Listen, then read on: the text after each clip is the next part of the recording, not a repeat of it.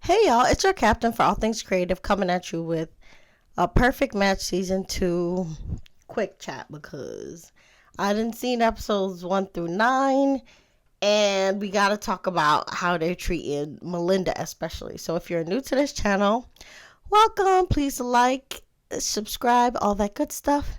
And if you're returning, welcome back.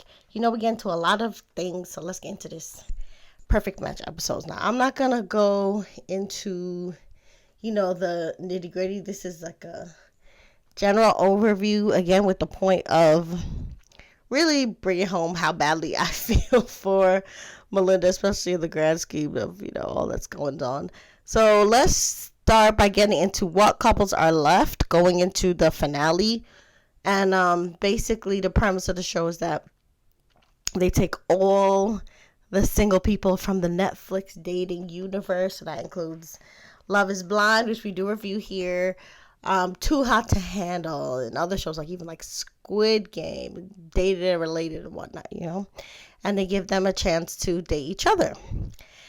And after, several challenges about compatibility and the opportunity to basically switch partners along the way, at the very end, the last few couples standing will get judged by, the singles, and they'll vote for who was the perfect match, right? So season 1, the winner was Dom and Georgia.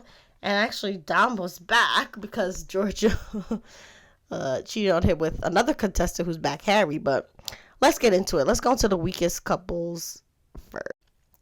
So for me, the absolute weakest couple on the show that's left is Brighton and Elise.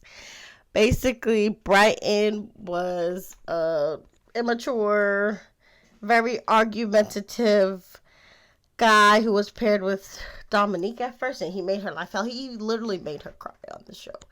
And Elise started off believing Harry, and I think she really did catch feelings for him because once Harry, curved her to try another match, she went on some scorched earth revenge path that really makes her unlikable. I think if there's any woman who, is like a quote unquote villain, even though they're trying to make Melinda out to be the villain by the end of these, 9 episodes, Elise is definitely, who I would say has moved the most negative because, again, a lot of her matches and the way she moves is not about literally, I think she got with Brighton because Micah, chose Jess to come into the experiment, and Harry, her first match, chose Jess over her.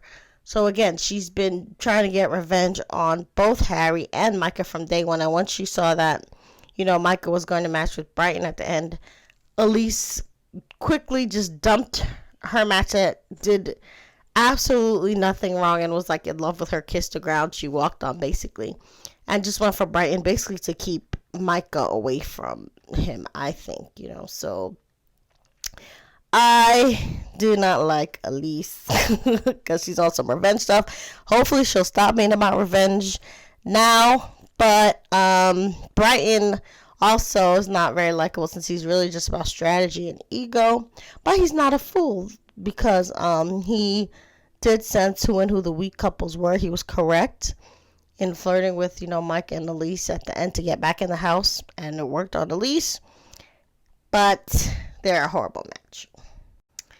The next match, and the main one I want to talk about, is Jessica and Harry, mostly because it leads into the Justice for Melinda vibe of this video. But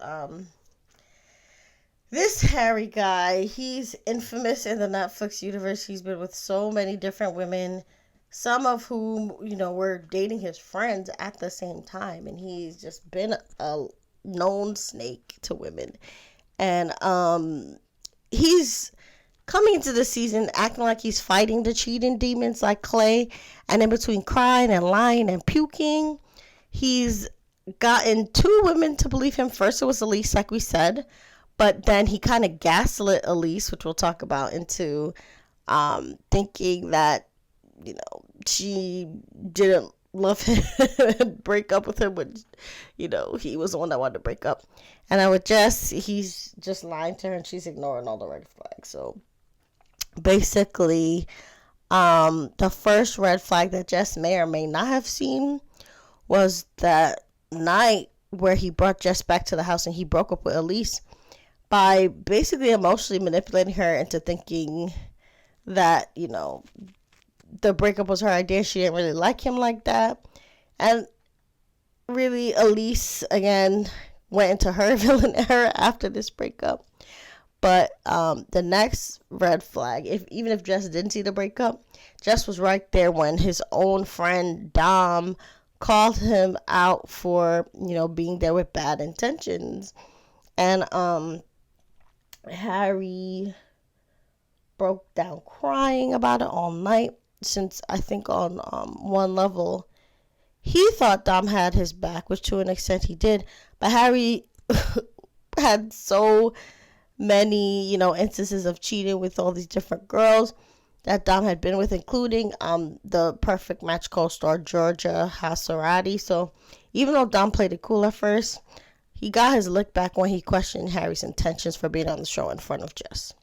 And Jess kind of, picked up what he was putting down and being like, wait, maybe it's not just the girls hating on you. Your own friend is saying you're a bad guy. What does this mean? But she let, Harry cry his way out of it. But then the third red flag and the biggest red flag was when Harry lied about the whole Melinda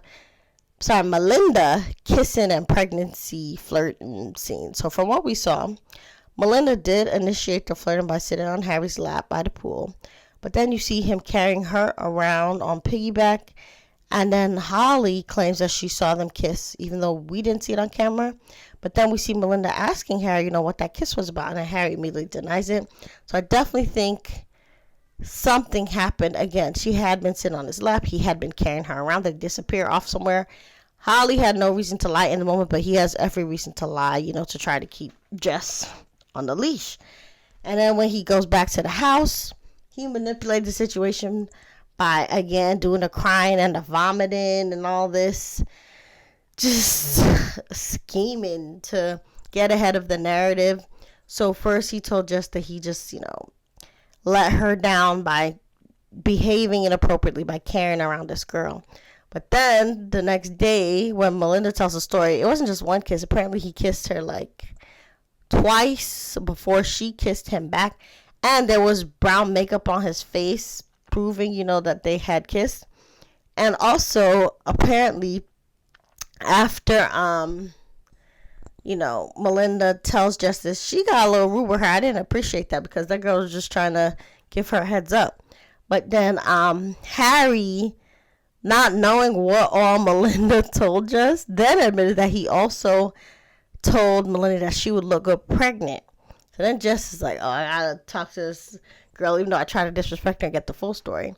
So then Jess goes back to Melinda and asks her what happened. And Melinda tells the full story about how Harry was telling her that he wanted to sleep with her right then.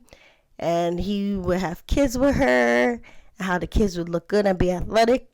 So again, the more of the story came out, you could tell that he was being inappropriate, but everybody was playing Melinda like she was thirsty and she was lying. She was trying to get clout off of Harry, and I do not appreciate it since Melinda, she hosts some shows on Netflix. She's gorgeous. She doesn't need to do anything to get clout off of Harry, and I don't think Harry hosts any show. I heard from the show that he's on OnlyFans, or he was on OnlyFans, and again, he's like sleeping with all these other girls. So Jess should be looking at the red flags, but instead she attacked Melinda and was getting snappy with her, and I did not like that at all, at all, at all.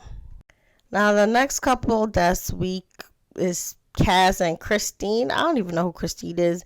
And basically, this is Kaz's rebound since he had been with Micah the whole time. And Micah is with Izzy, and this is definitely a rebound again since she had been with Kaz the whole time. But Izzy was like the little engine that could. He never gave up, even though Micah curved him left and right. So it's just funny to watch him finally get his way. But and Alright, so in terms of the good matches, there's only two that I think are semi-good. Runner-up good couple would be Tolu and Chris. Here's why. These dating shows are notoriously horrible for black women, in particular women of color. But Tolu's getting a really good edit. She has a bunch of jokes. She had a bunch of people interested in her, even though some were faker than others. Izzy was definitely using her, because he couldn't get to Micah at first. I'm telling you, the brother had like 4 tries trying to get to Micah. But at least he was respectful about it. And he left when, Tolu had a chance for somebody else instead of gaslighting her and tricking her into thinking that he had genuine feelings for her, which I've seen in the past. And Chris is generally attracted to black women. He also liked Melinda. He said he had a crush on her, And he was genuinely nice to her and loving. He would make breakfast with her apparently all the time. I did not like when Chris, was at that last kickback when they separated the guys and women. He tried to get back in Xanthi's face. That was when I felt like he disrespected her, but then he used some Harry tactic to cry, and it was kind of cute. They got back together.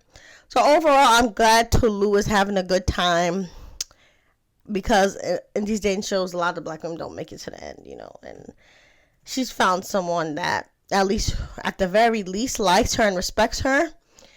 Is he probably going to find somebody else when the show is done? Yes, but for now, he missed it right now, right? And last but not least, my favorite couple, Steven and Alara. Now, these two are so cute. They're both not necessarily each other's initial, lust at first sight type, but they both had great personalities.